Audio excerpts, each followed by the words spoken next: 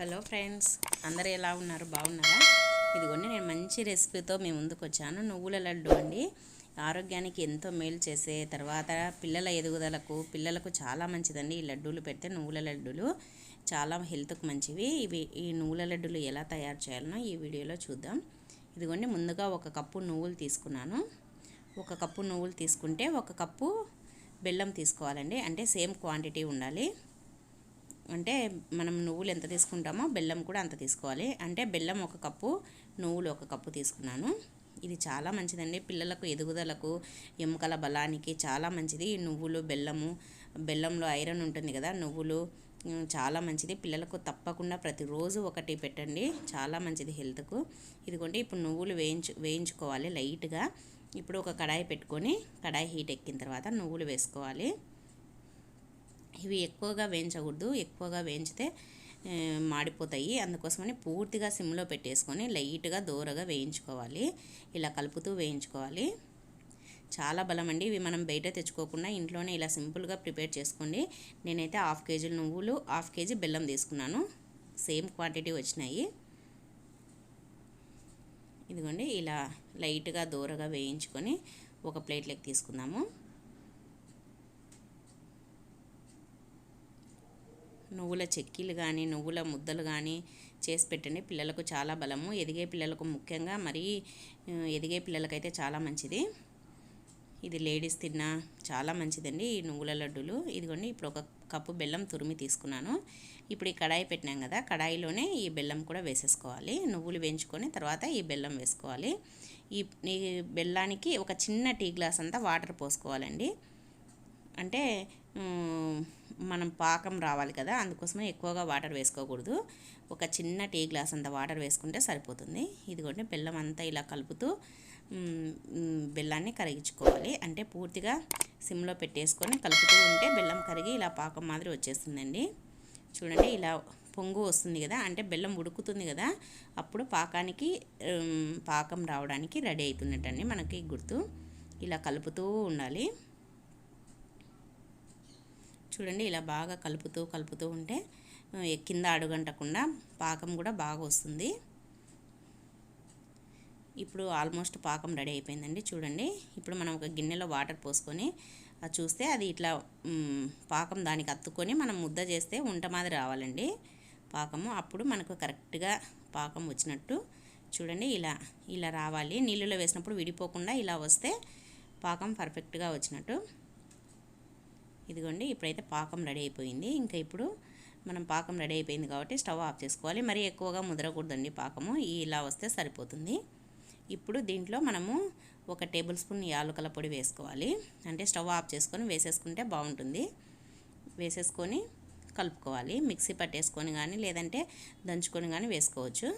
ఇలా యాలకుల పొడి 1 స్పూన్ వేసుకున్న తర్వాత కింద పెట్టేసుకొని ఇప్పుడు నువ్వులు వేసుకొని కలుపుకుందాం. చూడండి, పాకం వేడిగా ఉన్నప్పుడే నువ్వులు వేసేసుకోవాలి. మనం ముందుగా వేయించి పెట్టుకున్నాం కదా, ఆ నువ్వులన్నీ ఇలా కలుపుతూ మధ్యలో కలుపుతూ మొత్తం నువ్వులన్నీ వేసేసుకోవాలి.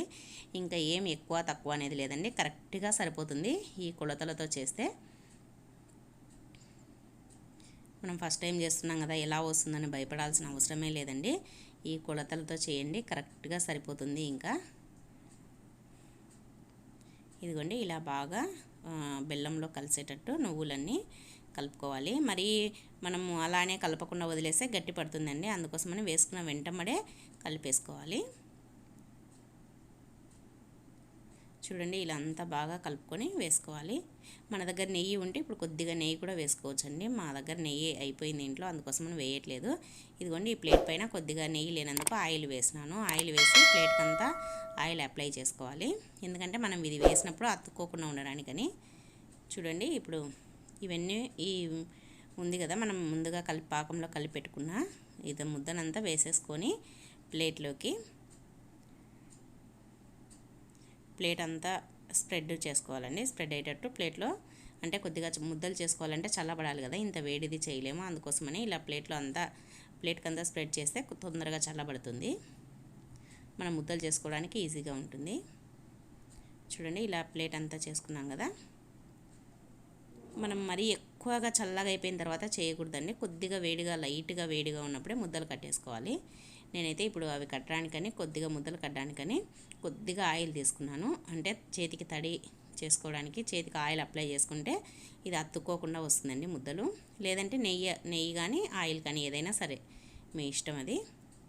చూడండి ఇలా కొద్దిగా లైట్గా అప్లై చేసుకొని ఇలా ఉండలు చుట్టేసుకోవాలి. మనకు ఏ సైజు మన పిల్లలు ఏ సైజు తింటారో అంత చుట్టుకోవాలండి. మరి ఎక్కువగా లావుగా చేసుకున్నా కూడా పిల్లలు తినలేక సగం తినేసి వదిలేస్తారు కదా, అందుకోసమని మన ఇంట్లో పిల్లలు తినే సైజుని బట్టి చేసుకోవాలి. ఈ సైజు అయితే సరిపోతుందండి. ఇలా అన్ని ఈ సైజులో అన్ని ముద్దలు చేసుకోవాలి, మన లడ్డు ముద్దలు మాదిరి అండి. అప్పుడప్పుడు అలా ఆయిల్ అప్లై చేసుకుంటూ ముద్దలు కట్టేసుకోవాలి. ప్రతి ఒక్కరూ తినొచ్చండి, చిన్నపిల్లలు కానీ పెద్దలు కానీ ముసలి వాళ్ళు కానీ ఎవరికైనా చాలా మంచిది ఇది ఎముకలకు. అందుకోసమని ప్రతిరోజు మార్నింగ్ ఒకటి ఈవినింగ్ ఒకటి లేదంటే కనీసం డైలీ ఒకటన్నా పిల్లలకు పెట్టండి. హెల్త్కి మంచిది, పిల్లలు ఆడుకునే వయసు కదా, పిల్లలు మంచిదండి ఎముకలకు. చూడండి ఇలా అన్నీ చేసి పెట్టినా నేను హాఫ్ కేజీకి 35 అయినాయండి, 35 లడ్డూలు అయినాయి. హాఫ్ కేజీ బెల్లము, హాఫ్ కేజీ నువ్వులు తీసుకొని చేసినానండి. మా ఇంట్లో ఎప్పుడూ ఎక్కువగా నువ్వుల ముద్దలు ఇవన్నీ ఉంటుంటాయండి. ఇప్పుడైతే నువ్వుల లడ్డూలు చేసినాను, చాలా బాగా వచ్చినాయండి. మాకు పిల్లలకు ఎక్కువగా ఇష్టము ఈ నువ్వుల లడ్డూలు అంటే. సాయంత్రం ఈవినింగ్ టైంలో ఎక్కువగా ఇష్టపడతారు తినడానికి. చూడండి ఇలా అన్నీ చేసుకొని పెట్టేసుకున్నాను. చాలా స్మూత్గా వచ్చినాయండి, చూడడానికి కూడా సూపర్గా ఉన్నాయి కదా. మనకు ఎలా కావాలంటే అలా చేసుకోవచ్చండి, అంత సైజు ఏ సైజు కావాలంటే ఆ సైజు.